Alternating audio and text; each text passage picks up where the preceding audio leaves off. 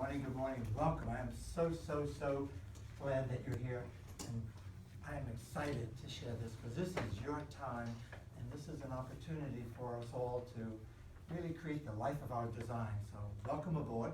Absolutely. If you haven't guessed, I'm Coscia. I'll be your guide and facilitator and coach and everything else throughout 4 days. We're about to take a 4-day journey. So what I'd like to do is just give you a little bit of an overview of what you can expect, and more importantly, make sure that you get the most out of this and what you can look for. As you know, we're really here to look at, to explore, and make some discoveries about our human potential, about how the mind, our thoughts, work with the brain, and how the two are connected, and more importantly, what are some of the goals you might have? What are some of the aspirations you might have? What are some of the things you'd like to do better or improve or enhance or change about yourself that would help you to have a more fulfilling life, a happier, more relaxed, and all of the above with that. So we have lots to cover, and by the way, I want to acknowledge you also. If you look around the room, it's one of the coolest things about Silva is we have people from just about every skill level. There are people in this room who have been through the Silva training 40 years ago, 20 years ago. There are people in here who are brand new to this kind of work. There are people in here who've been meditating and working with personal development in many different ways, as you know. And that's one of the beauties about this program. Because regardless of your background, and even age, look around the room. Because it's August, usually in the summer months, and look at the diversity we have in the room. From very young to some of us more senior people in the room with that. And that really adds to the mix because you'll find that there are very, shall I say, general applications. So whether you're a student in school and you want to get through school more easily, you know, have a richer experience and improve your memory and your learning, maybe you want to improve in sports, or if you're dealing with some annoying people at work or at school, do you know what I mean? Can't think of any of them? There are very definite skills that you're going to learn to help you navigate life in some of these challenges more skillfully, more at ease, more in a sense of flow. Some of us in here have told me you're working on your business, your career. We have people in here interested in their art, whether it be their music or their drawing. So even though it seems like quite a range, what we're really working with is our human potential and how can we do what we do better. So be prepared. It's very step-by-step. There'll be plenty of time for questions. Usually we'll have appropriate time for questions and answers. You've got people at different skill levels, so that's kind of cool that you'll be able to interact with each other also. So all you need to do is just open your mind and open your heart, and we'll have some fun together. Fair enough? So may I also say this, you've invested a lot of time, money, and energy to be here. We have people who've traveled from as far away as Pakistan, from as far away as Singapore, from as far away as Australia, from as far away as New Jersey, and from as far away as Hartford, Connecticut, around the corner, and New Hampshire, and where else? Help me. Massachusetts too, right? Massachusetts. For that. And that's, again, I feel very blessed, I really do, and I feel very fortunate to have you here with me, and you honor me with your presence. So I want you to know I want to honor you with my presence and to make sure that this is a very rich, rewarding experience for you. So congratulations for caring enough about yourself to invest this time. I know it's not easy. We all seem to be getting crazy busy, yes? I mean, there's just too much going on in some ways. So it really is an investment. And you may even know people who need to be here more than you. You know, and they're not, which is maybe part of their challenge. Because it really takes someone who's very special, who's got a degree of self-love and appreciation to be courageous and do something, especially if you're not quite sure what to expect, with the promise of improving your life and the quality of your life. So I thank you for that. I also want to acknowledge in the back our registrar and my partner, also happens to be my wife, Barbara. Good. She'll give me brownie points, all right? Really? Okay. Some of you remember Barbara and I when we were single here living, And then when we started having our family, Yeah, I remember that. we just celebrated our 38th anniversary, wedding anniversary. Wow. We've been together as a couple since the fall of '72, and it's been bliss. Yeah, all right. Full of opportunities for growth. The What does he mean by that? Yeah, right. I think they know, maybe all too well. Well, some of us, not maybe the younger people, but we'll prepare you, help you Yeah. through that. But anyway, I love doing this, and I love you for allowing me the opportunity to do this. I mean, I really come alive, and I find myself too much behind the computer sometimes, and too much, looking at marketing. So just know that you're in good hands. We're gonna make sure that this is. So let's take a look at our goals. We have a mission together, and let me just put up on the screen some of the ideas, some of what we're gonna be working on. And as you know, this program is by design since 1966. This is our 50th year of 4-day program. However, it's segmented, and some of us in here, because of your schedules, because of the craziness in school, etc., are here for the first 2 days, which is cool. You'll want to make sure you finish the first chance you get. You'll have plenty to work with.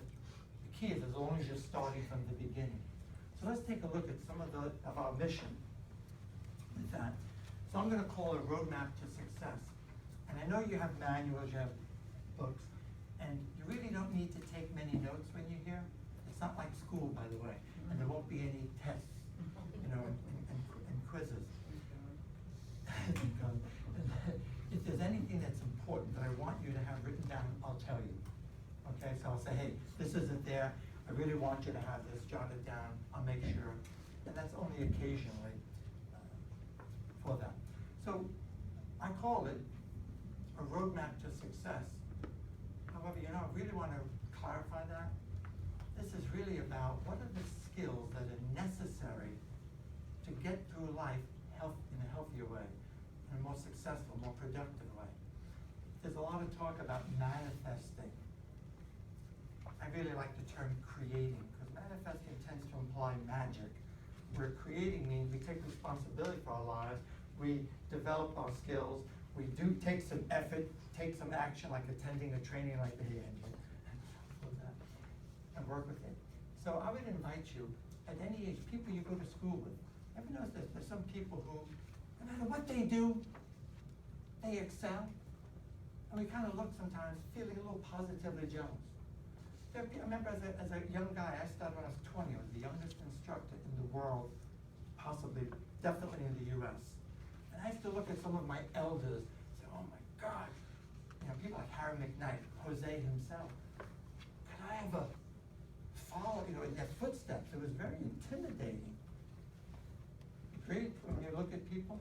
Maybe if you're an artist or a musician and you really look up to certain artists and their style, it's like, wow. Or maybe somebody who just has this gift. Everything just seems to come their way. Yes? Just do this to yes, everybody. Yes. Do this for you, yes, Ken. I tried this with my children. We have 3 children. And sometimes I have to do it for them. Yeah. Yes, Dad, yes. Yes, And if you want to say no, just do this. And what are you going to say for maybe? Hey, I will try. Try to do this. Will keep you awake.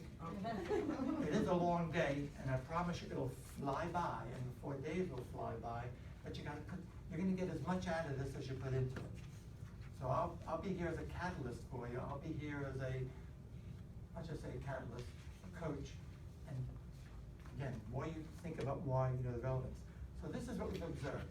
You could read any biography of people from way back in history to the present day in the arts, in business, in science, in medicine, and you will find that these are necessary skills, and they may call it something different, but basically it amounts to that. So 4 things, very simple.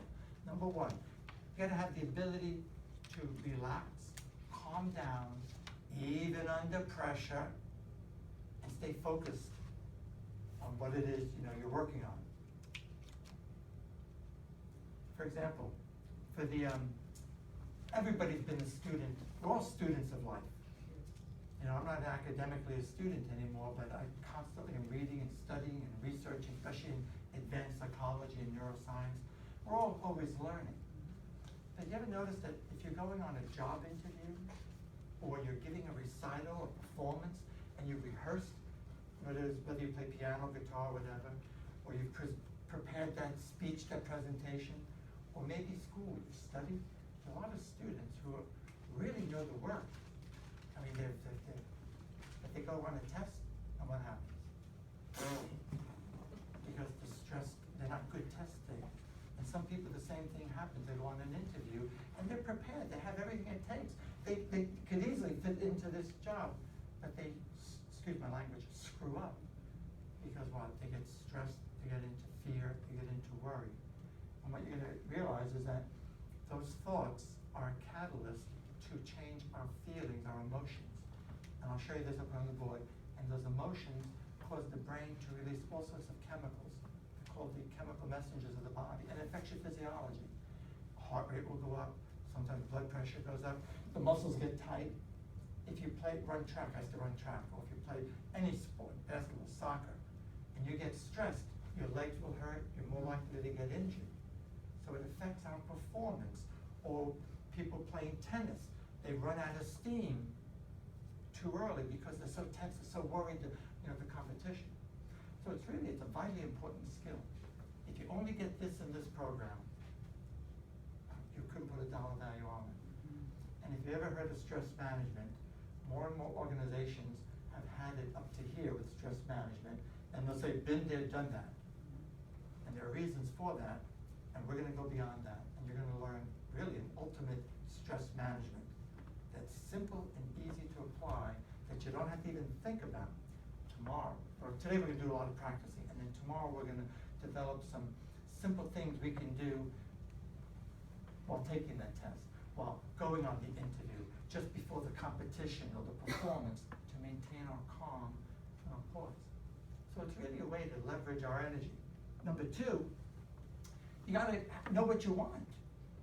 If we have wishy-washy goals, well, I don't know what I want. And how will you know when you get it? If you ever read Alice in Wonderland, or if you remember the story, there's a point where she's on the path, and they come to a fork in the road, and she turns to the magic rabbit, or crazy rabbit, and says, okay, which path should I take? Where should I go? And he said, well, where do you want to go? And she said, I don't know. He said, well, it really doesn't matter then, does it? So goals meaning aspirations, things you want to improve. And I know I sent you, or Barbara sent you actually, a questionnaire. That was really, yes, I do read them. It's really for you so that you can look at have some goals. Then you're more likely to get even more. Things you want to improve. So give yourself the benefit of the doubt. If you could do anything you put your mind to, and you had the right training for it, what would you like to do? I mean, right here now, not 20 years from now, but in the next weeks, months. And then we need to stay focused. Meaning, who in here has ever had a goal? You had an idea, oh, this feels great. And then you walk away and you talk yourself out of it. Hands up high. Who's that again? Thanks, I don't want to be alone. Or you have a goal, right? And then you tell a dear friend. And they say, you can never do that. Yes? Yes. And then they start discouraging you. Oh, get real. Who do you think you are? So it's really an art, in my experience of all these years, to be able to do that. So we're gonna help with that. And some of the exercises will help to clarify what it is you want, and also even what you want to get out of the class too. The third one is we've got to overcome limiting beliefs. This is really powerful, and I'm not gonna attempt to belabor or potentially bore you with tons of signs, but I want you to know, for those of you who took Silva way back, or first introduced, oh my God, I wish Jose Silva, the man who started this, was alive today. Because what we've been teaching for 50 years, it's like almost every day, but certainly on a weekly basis, research is being released at university levels in neuroscience, documenting, evidence-based of what we've been teaching. And I'll tell you, in the early days, people used to say, woo-woo, remember? Yeah. And if they were religious, they'd make the sign of the cross or do something like that. now it's become more commonplace. So from my point of view, it's like, it's easy to present it. So it's really an exciting time to be alive. It really is. I know there's a lot of struggles and there's a lot of challenges and certainly things we're very concerned about. And yet on the other hand, you know, in many ways in medicine, technology, the advances are continuing to help us improve the quality of our life and to be more at peace as long as we use it and invest in it. So why is this important? A belief system is an attitude, a statement we have about ourselves that we believe to be true. And now what science teaches us, we know that those belief systems are a thought, and those thoughts affect our physiology, our emotions, our feelings, and they affect our performance. And if the Olympics are on, whether you follow it or not, it's good sometimes to watch, because these are champion athletes. And it's interesting, every time we have an Olympics, there's a record broken. And every time a record is broken, it becomes possible in the minds of the other athletes, and they follow. And I know it's an old story. I relate to it though, because in high school, I was in track and field, and I was a long distance, I actually did all of it, I was mostly a long distance runner. That was my forte. And I can remember, I used to run my best races. I was breaking records for me, not world record, but for me, that put me on the map and so on. And then I go into a track meet, and I'd psych out. And I didn't. I mean, I did pretty good, but not nearly. And then it would rain, and we'd have a storm, and I'd be running through hills and mountains cross country, and I'd have my best races. Because it was almost like, what are we doing here? And what I learned the hard way now looking back is being able to stay calm and relax. And I had beliefs about myself. So when Roger Bannister, many years ago, decades ago, said he was going to run the mile faster than 4 minutes. If you look historically, just Google his name. Medical people said, you can't, you'll kill yourself. Your heart couldn't take the stress, literally. He said, he did it. And then within 6 months or less, if I remember correctly, about a dozen people around the world did it. And now it's very common. In high school, we were running the mile. I didn't. I did 4:11, which is pretty good. But a lot of guys were doing like 3:59. And it became more and more commonplace because a barrier, a limiting thought was broken. So one of the things we're going to work on throughout the 4 days is how to build up more confidence, how to feel better about us, and anything that's important to you, kind of like a stepping stone. And what you notice is the confidence is what gets us going, what gets us up in the morning, to apply ourselves. And last but not least, you want to use more of your mind. With due respect to parents, remember I'm a parent too, Barbara's a parent. Our parents can only do the best they know how to do. Agreed? So for those of us who are here, if your parents are here or they're not, you want to make sure you forgive them. Because parents do the best they know how to do with them. When we were born though, we weren't really given an instruction manual, were we? I was born and raised in Brooklyn, New York, and I didn't get any, they didn't talk about anything like this. And it's only as I got involved in the Silva and personal development I began to realize, holy mackerel, I'm a lot more than what I thought. And you are far more than what you appear to be. In fact, you're better. So hang on to your hats. We're going to actually develop very specific skills. And what we're looking for, what I'm hoping for, is that it'll help you to innovate in what's important to you, to create solutions. If you're on Facebook, she's been doing a 30-day challenge. She's a dancer. She's originally from Turkey. She's in Chicago. She took the class with me. And frequently we'll have dancers, we'll have musicians. And it's really fascinating to listen to them that, this is their art form and they've been 10, 20 years. And then they go through a program like this and begin to apply the skills, and they find that it helps to enhance and get through the blocks that sometimes artists, creative people say, they get stuck. It's like it's not flow. So this will make more sense as we move through. So what about you? Think for a moment. Where do you fit here? Where do you think maybe would be most important for you with respect? Maybe all of them. Maybe one of them with respect. So if I may, since I'm going to be doing most of the talking, let me just tell you a little bit about myself, why I'm here. And actually, I'm gonna share with you some things that you'll find there are some takeaways for you, some insights that you'll be able to apply immediately. So turn your clock back. It's 1971. I just completed 2 years at Boston University as a very frustrated student. Even though I was prepared for engineering, I was studying engineering, even though I had the aptitude for math and sciences, even though I was the fourth child of four in our family. My family initially was dirt poor.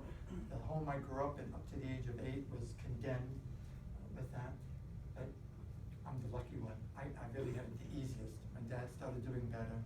And even with all that background, it seemed like the harder I tried, the more I studied, the more I asked for help from people, from professors, it got worse. How about you? Can you relate to that?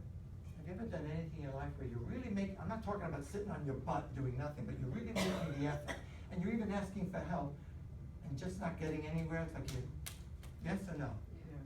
Just make me feel better. I mean, we all go through that, don't we? Yes. It's not new.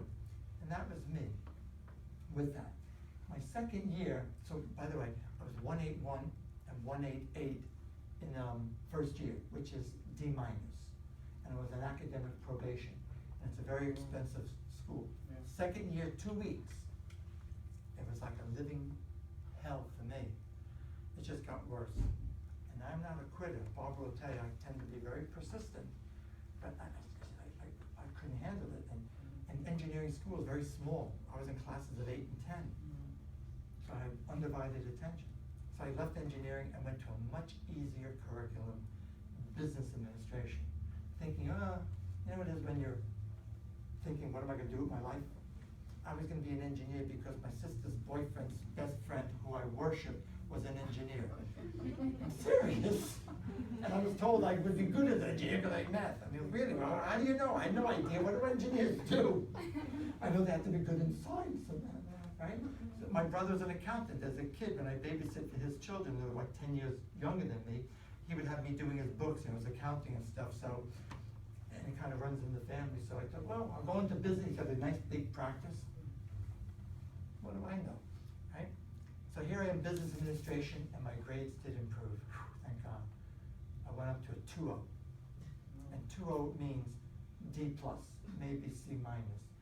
So obviously something was wrong with who? You. It was me. Because even though it was much easier curriculum, I just wasn't getting through. So the long story short, after 2 years of struggle like that, I was also suffering from headaches. Not quite every day, but many times a week. And I was constantly living on medication for that. I was having more and more bouts with anger and impatience that would potentially get me into trouble for that. I'll just leave it at that. So it's May 1971, I'm home on my summer break, back in Brooklyn, New York, and a friend of mine who I grew up with, we'd hang out together. He said, hey, we're gonna do something different tonight. I said, what's that? He said, we're gonna go to Staten Island, there's a lecture on mind control. That's what we used to be called, remember? Silva mind control. I said, what? What's that? He said, you can learn how to control your mind, and nobody will be able to control your mind anymore. And you'll be able to turn your life around, improve your memory, and be. I said, what? Memory? I could use that. That got me. Be like a gene. I don't know what that kid is talking about. I never heard of such a thing. Truth be told, you know why I went? I had nothing better to do. We hung out, and his sister, who was older than us, who I really admired, was dating the Silva instructor.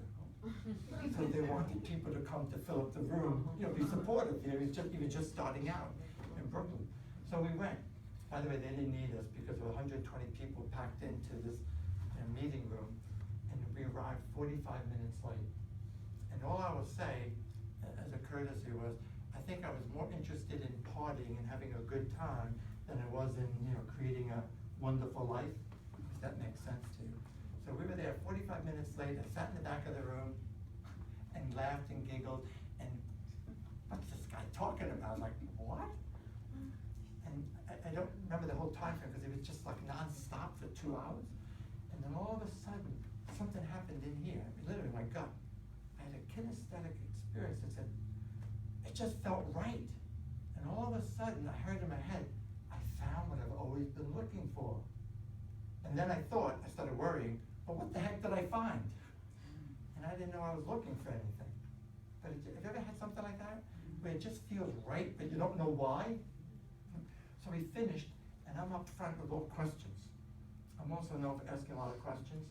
And for those of you who use questions a lot, it's a very helpful skill to learn fast and as much as you want, which now I know and understand. My questions were based on doubt. Who is he? I was raised in Brooklyn, New York, and I was taught as a boy growing up, always look for the angle. What's he trying to sell? What's the gimmick? You know, that's what I heard all the time. But it was not a win type attitude, but that was it. So I'm up front talking to the instructor and asking him all about what he just said, and he's giving me references. So the next day I went to the library, I checked those references, and they were real. That made it more believable. He's not lying. So now I'm gonna picture this. I'm at dinner. I was raised in, as I told you, Brooklyn, in a Roman Catholic background. My family's from Italy, and we're sitting there, very, not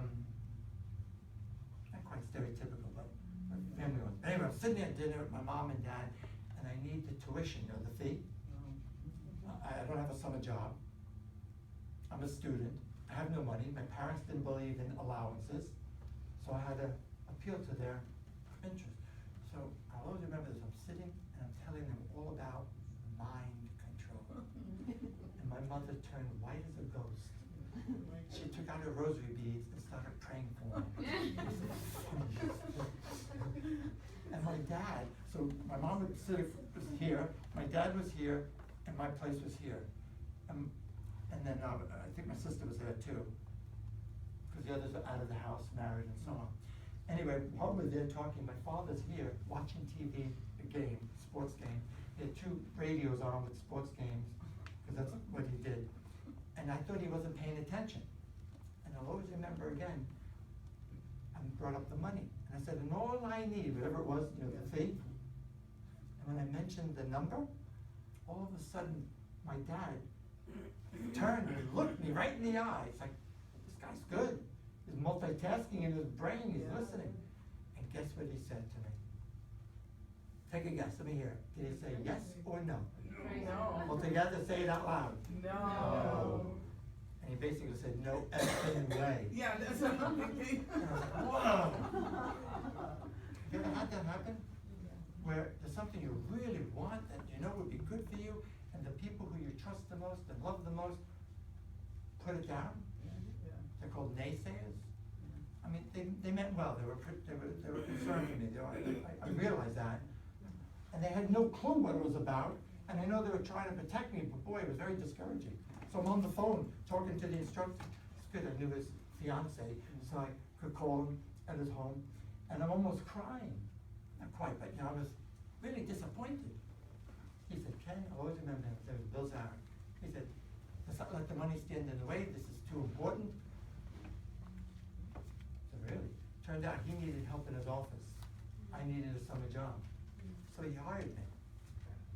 And I was working, boy, did I more than earn my fee. Because I was there all the time, doing work, calling graduates, facilitating meetings and stuff, and learning it. And this went on throughout, the summer. I went back to school. By the way, I stopped getting my headaches. I was able to control them with no drugs or meds. After about a little over a year, I stopped getting headaches completely. I got calmer, more relaxed and patient with that. When I went back to school, my grades went up to 3.0, which is a B+. And hey, students, I was studying less. I did study, I did go to class, but I needed much less repetition. And my last 3 semesters, I was a full-time Silva instructor. I went to some advanced trainings. I met Jose. Jose took a liking to me.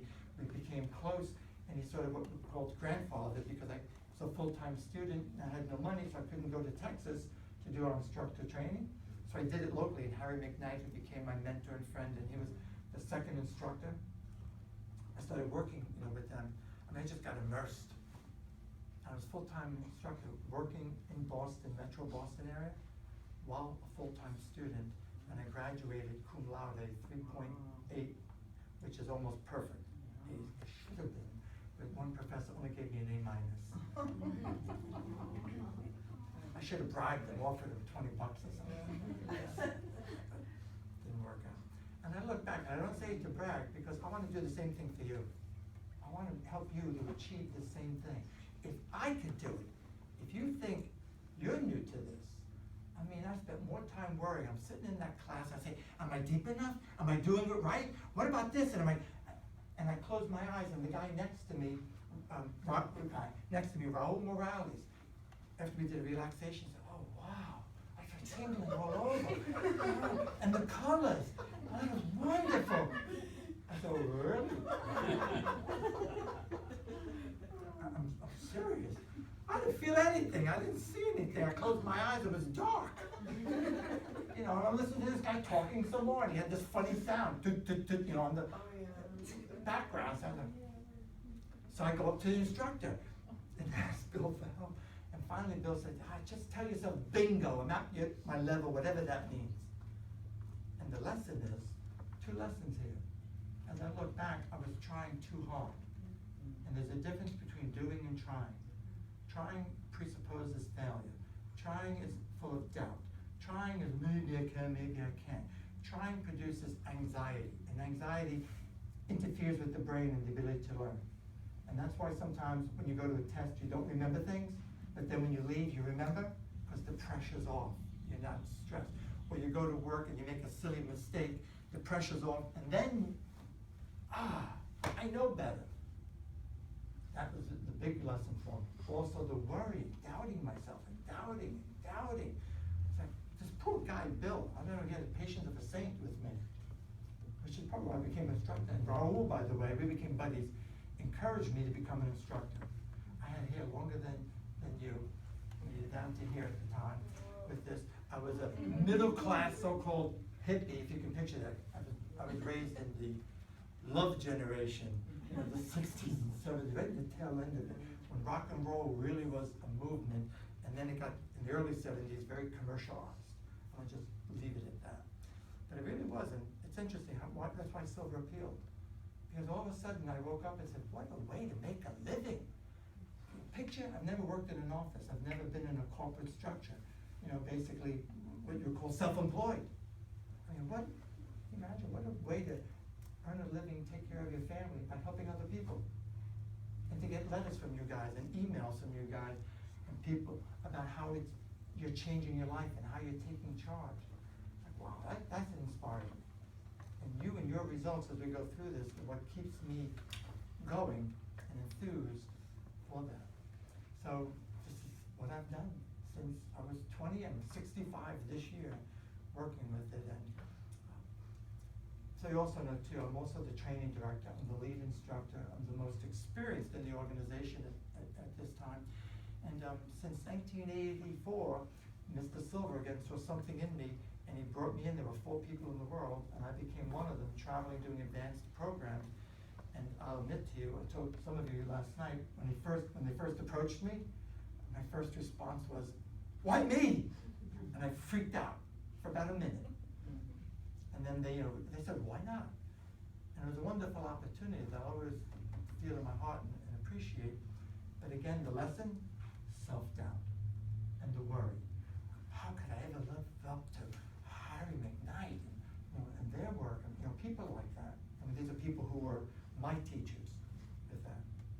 Anyway, the rest is history, and I get a chance to travel the world. And what's important to you is, I want you to know that I've worked with, I don't know how many thousands and thousands and thousands of people, and millions of people have been through this program, and we have a close knit with our instructors, so this is not theoretical. We know exactly what works, what to do, how to make it work, etc. All you have to do is apply it and have some fun. So more importantly, this is about you. So what about you? And I'm going to ask you to do something real simple and quick and easy. I'm going to ask you to stand, not yet, and when you stand, just turn to one person, and although there's an odd number, so you might have one group of 3, the rest of us 2. Someone you don't know though, all right? So so not your sisters or your mom, if you don't mind. And just one goal, you know, your name, hi, my name is, and one goal, one reason why you're here that you'd like to be able to, something you'd like to be able to do as a result.